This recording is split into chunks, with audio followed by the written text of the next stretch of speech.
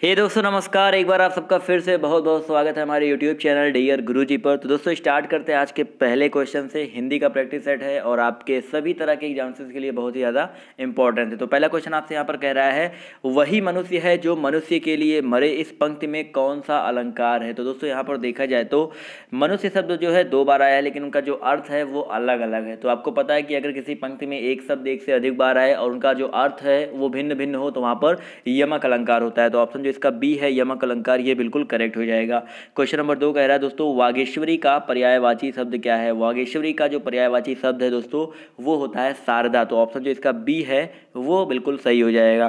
Question number 3 कह रहा है दोस्तों, 3 बेर खाती थी वे 3 बेर खाती है। यहाँ पर भी देखा जाए तो बेर शब्द देखिए 2 बार आया हुआ है, लेकिन इन बेर का जो अर्थ है वो अलग अलग है। एक तो आपका बेर वो फल वाला बेर है, एक आपका बेर यानी कि बार, कितनी टाइम्स, यानी कि 3 बेर 3 फल खाती थी और 3 बार खाती थी, यानी कि यहाँ पर भी वही सेम चीज़ हो जाएगा आपका यमक अलंकार। तो ऑप्शन जो सी है वो बिल्कुल करेक्ट हो जाएगा। चलिए बढ़ते हैं क्वेश्चन नंबर 4 पर। तो कह रहा है आपसे यहाँ पर, विस्मय स्थायी भाव किस रस में होता है। दोस्तों विस्मय जो होता है वो अद्भुत रस का स्थायी भाव होता है। तो ऑप्शन जो सी है वो करेक्ट हो जाएगा। शांत रस के बारे में बात करें तो इसका स्थायी भाव आपका निर्वेद होता है, हास्य रस का हास होता है और आपका विभत्स रस का जुगुप्सा या घृणा होता है। क्वेश्चन नंबर आते हैं 5 पर। तो आपसे कह रहा है कि यद्यपि मोहन धनी है तथापि बहुत दुखी है। तो भाई यहाँ पर अगर देखा जाए कौन सा वाक्य है, तो अगर जब भी यद्यपि तथापि ज्यों ही जब तक आदि ऐसे कुछ शब्द आ जाते हैं तो वहाँ पर हमेशा मिश्र वाक्य होता है। तो यहाँ पर ऑप्शन जो सी है वो बिल्कुल करेक्ट हो जाएगा। इस पंक्ति में मिश्र वाक्य होगा जहाँ 2 या 2 से अधिक सरल वाक्य हो और इन वाक्यों को जोड़ने के लिए इस तरह के समुच्चय बोधक जो कि आपके यद्यपि हैं तथापि हैं ये सब जोड़े जाते हैं, तो वहाँ पर आपका मिश्र वाक्य होता है। चलिए बढ़ते हैं अगले क्वेश्चन पर। तो क्वेश्चन नंबर आपका 6 कह रहा है, जंगल में लगने वाली आग को क्या कहते हैं। बहुत ही इंपॉर्टेंट क्वेश्चन है। जंगल में लगने वाली आग को दावानल कहते हैं, याद रखिएगा। ऑप्शन जो इसका बी है दावानल, ये करेक्ट हो जाएगा। इसके अलावा दोस्तों यहाँ पर पेट में जो लगने वाली आग होती है उसको जठराग्नि कहते हैं, ये पेट में लगने वाली आग होती है। और इसके अलावा दोस्तों अगर हम बात करें समुद्र में लगने वाली आग को वो क्या बोलते हैं, बड़वानल बोलते हैं। तो याद रखिएगा, तो ये जंगल में लगने वाली ये एक आग ये पेट में, और ये बड़वानल ये आपका समुद्र में लगने वाली आग होता है। क्वेश्चन नंबर 7 कह रहा है दोस्तों, आविर्भाव का सही विपरीतार्थक शब्द चुनिए। दोस्तों आविर्भाव का जो विपरीतार्थक शब्द है वो आपका तिरोभाव हो जाएगा। कौन सा भाव भाई, तिरोभाव। तो ऑप्शन जिसका सी है वो करेक्ट हो जाएगा। आविर्भाव का जो शाब्दिक अर्थ होता है वो क्या होता है, उदय, अवतरण या प्रकट होना। और तिरोभाव का शाब्दिक अर्थ होता है अदृश्य होना, अंतर्ध्यान होना या लोप होना। जबकि प्रादुर्भाव यहाँ पर एक दिया गया है, ये आविर्भाव का समानार्थी शब्द होता है। और संभाव जो होता है देखा जाए तो ये समान भाव और अभाव मतलब कमी होता है। तो ये दोनों तो बिल्कुल अलग ही हैं।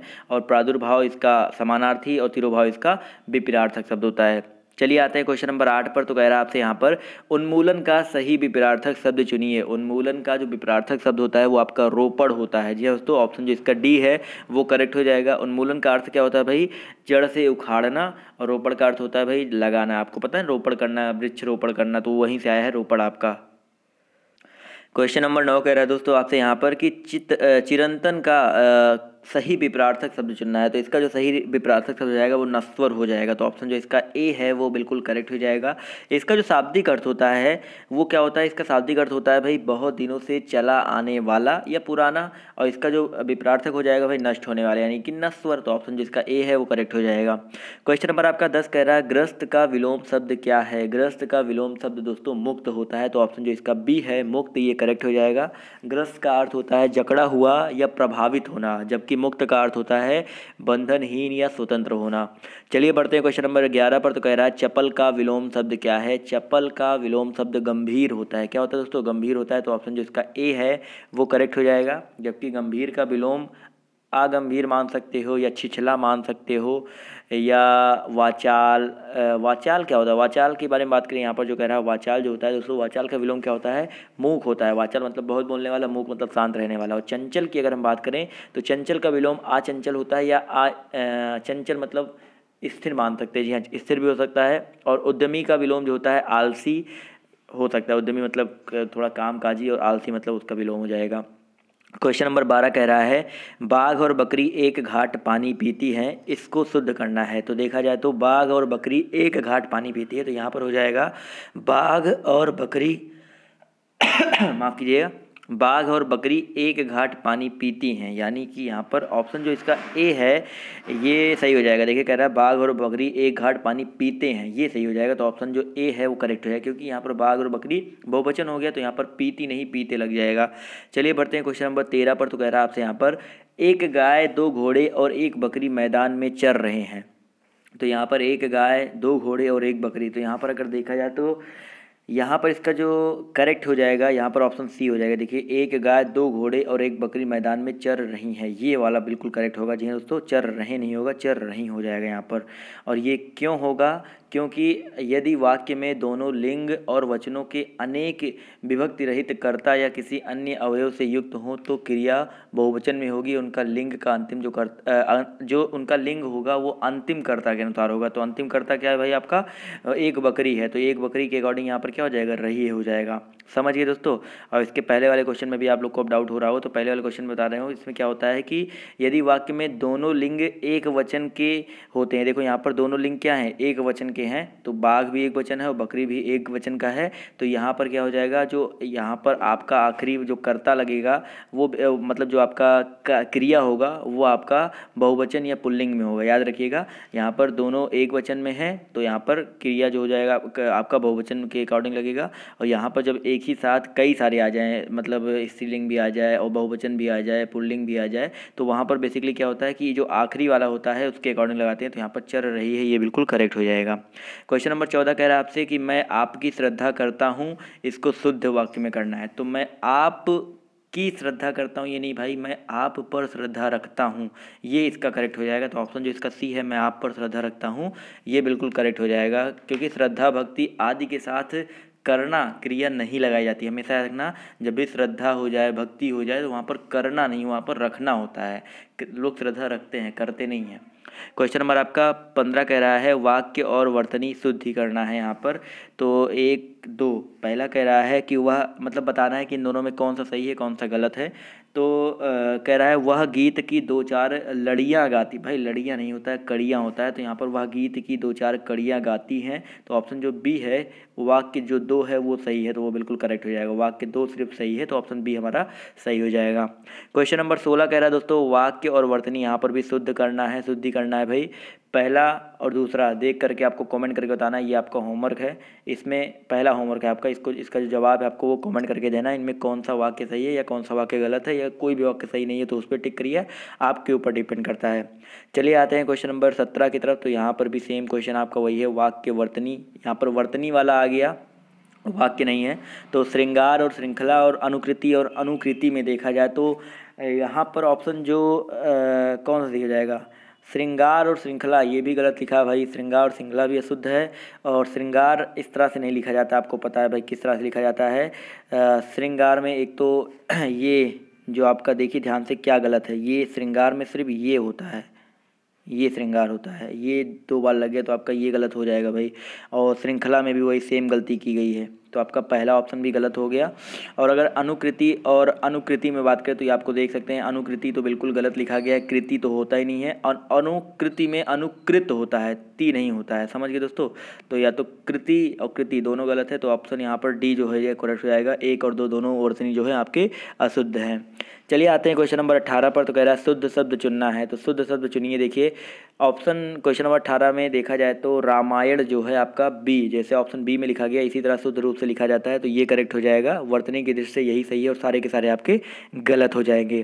क्वेश्चन नंबर आपका 16 कह रहा है कि जहाँ लोगों का मिलन हो, इसके लिए एक सही विकल्प चुनना है। जहाँ लोगों का मिलन हो वहाँ उसको क्या बोलते हैं? तो उसको बेसिकली हम लोग बोलते हैं सम्मेलन बोलते हैं भाई।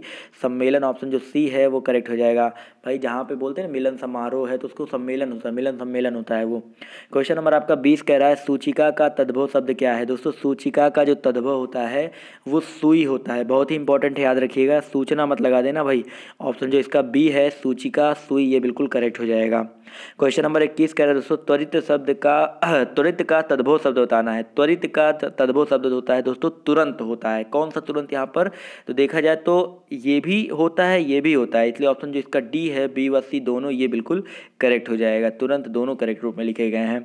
और शीघ्र जो होता है वो आपका बेसिकली देखा जाए तो शीघ्र शब्द जो है वो एक तत्सम शब्द है, समझ गए, तद्भव शब्द तो है ही नहीं वो। तो अगला क्वेश्चन आपका यहाँ पर कह रहा है निशा का विशेषण रूप क्या है। निशा का विशेषण रूप देखा जाए तो नैश होगा, यानी कि ऑप्शन जो इसका डी है वो करेक्ट हो जाएगा। जबकि निशाचर का मतलब होता है रात्र में विचरण करने वाला, यानी कि राक्षस की संज्ञा दी गई है। और निशा का विशेषण पूछ रहा है तो ऑप्शन जो इसका डी है वो करेक्ट हो जाएगा। क्वेश्चन नंबर 23 कह रहा है दोस्तों आपसे यहाँ पर कि किसी प्रतियोगिता में विजयी होने पर दिया जाता है, इसके लिए एक उपयुक्त शब्द का चयन करना। भाई किसी प्रतियोगिता में विजयी होने पर क्या दिया जाता है भाई, दिया जाता है पारितोषिक, यानी कि ऑप्शन जो इसका बी है वो करेक्ट हो जाएगा। पारितोषिक क्या होता है भाई, किसी प्रतियोगिता में विजयी होने पर दिया जाता है, जबकि पुरस्कार जो होता है वो किसी कार्य या सेवा के लिए प्रदान किया जाता है। और उपहार जो होता है वो अपने से बराबर या अपने छोटों को भेंट के रूप में प्रदान किया जाता है। और प्रेम उपहार तो सभी जानते हैं क्या होता है। क्वेश्चन नंबर 24 कह रहा है कि सख्य भाव मिश्रित अनुराग को कहते हैं, उपयुक्त शब्द का चयन कीजिए। तो भाई साख्य भाव पहली बात तो यहाँ पर होना चाहिए था, तो साख्य भाव मिश्रित अनुराग को प्रणय कहते हैं। यहाँ पर थोड़ा सा मिस्टेक है, सख्य भाव नहीं साख्य भाव होता है। साख्य भाव मिश्रित अनुराग को प्रणय कहते हैं, जबकि ऑप्शन जो डी है वो तो करेक्ट हो जाएगा। लेकिन यहाँ पर अगर बात करें प्रेम के बारे में, प्रेम जो होता है वो सबसे हो सकता है भाई बहन अन्य लोगों से, पति पत्नी सबसे हो सकता है। स्नेह जो होता है वो अपने से छोटे या बच्चों से ही होता है। और साख्य भाव जो होता है वो आपका क्या होता है, अपने ये जो सख्य भाव, यहाँ भी सख्य भाव ही लिखा गया है, तो सख्य भाव जो होता है वो अपने दोस्तों या सखाओं के प्रति होता है। और सख्य भाव मिश्रित अनुराग को हम लोग प्रणय बोलते हैं, समझ गए। क्वेश्चन नंबर 25 आपका सेकंड होमवर्क है, कुसंगति के कारण चरित्र पर दोष लगना, इसके लिए उपयुक्त शब्द का चयन करना है। तो देखते हैं कौन इसका जवाब सबसे पहले देता है। क्वेश्चन नंबर 16 और क्वेश्चन नंबर 25 दो होमवर्क आपको मिले हैं, तो दोनों आप लोग देख लीजिए। इसका जवाब जो है आप लोग कमेंट करके देने की कोशिश कीजिएगा। इसके अलावा इसका जो आंसर की है वो आपको मिल जाएगा हमारे आंसर की, और इसका पूरा का पूरा PDF आपको हमारे टेलीग्राम ग्रुप पर मिल जाएगा। तो वहाँ पर आप हमसे जुड़ सकते हैं और वहाँ पर और भी जो जानकारी है वो मिल जाएंगी, जैसे कि लाइव टेस्ट कब होना है, क्या चीज़ें होनी है, सब आपको वहाँ पर जानकारी मिलती रहेगी। तो दोस्तों आज के इस वीडियो में सिर्फ इतना ही। अगर आपको वीडियो पसंद आई हो तो वीडियो को लाइक करें, ज़्यादा से ज़्यादा शेयर करें, जिससे ज़्यादा से ज़्यादा लोग यहाँ पर जुड़ सकें। दोस्तों अभी के इस वीडियो में सिर्फ इतना ही। आप सबसे अभी इजाज़त चाहूँगा। अभी के लिए बाय बाय, टेक केयर, जय हिंद जय भारत।